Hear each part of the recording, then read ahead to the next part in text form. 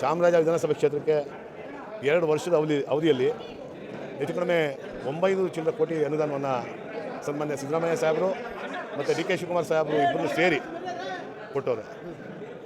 ಉತ್ತಮವಾದಂಥ ಕೆಲಸ ನಡೀತಾ ಐತೆ. ಅಭಿವೃದ್ಧಿ ಕಾರ್ಯ ಏನು ಮಾಡಬೇಕು ಅದೆಲ್ಲವನ್ನು ಮಾಡ್ತಾಯಿದ್ವಿ. ರಸ್ತೆ ಇರ್ಬೋದು, ಡ್ರೈನ್ಗಳಿರ್ಬೋದು, ರೈನ್ ವಾಟರ್ ಡ್ರೈನ್ ಇರ್ಬೋದು, UGD ಇರ್ಬೋದು.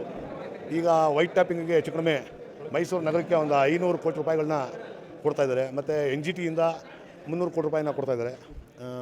ಅದಾದ ನಂತರ PWDಯಿಂದ ಅಪೆಂಡಿಕ್ಸ್ ಸಿಲಿ ಹೆಚ್ಚು ಕಡಿಮೆ ಒಂದು 20 ಕೋಟಿ ರೂಪಾಯಿನ ಕೊಟ್ಟಿದ್ದಾರೆ.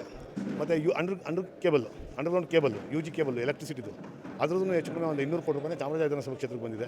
ಹೆಚ್ಚು ಕಡಿಮೆ ಇದೆಲ್ಲವನ್ನು ಸೇರಿಸಿದ್ರೆ ಈಗಾಗಲೇ 900 ಕೋಟಿ ರೂಪಾಯಿ ಮೇಲೆ ಬಂದಿದೆ. ಎಜುಕೇಷನ್ಗೆ ಮತ್ತು ಹೆಲ್ತ್ಗೆ ಇವೆರಡು ವಿಚಾರಕ್ಕೆ 900 ಕೋಟಿ ರೂಪಾಯಿ ಅಷ್ಟು ಗ್ರಾಂಟ್ ಬಂದಿದೆ.